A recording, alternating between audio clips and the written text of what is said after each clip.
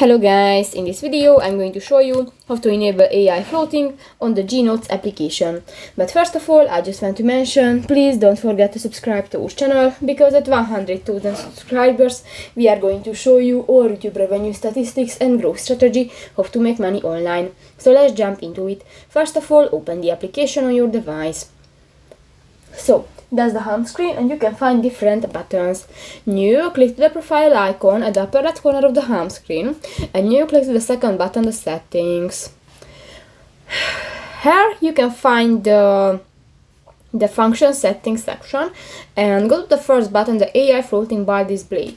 And actually I use this function, but if you want to turn off, click to the next yellow icon. But if you want to turn on, just click that again, and if it will be turned yellow, this function will be enabled, so you can use that. So that's pretty much it for this video, guys. See you in the next one. Bye bye.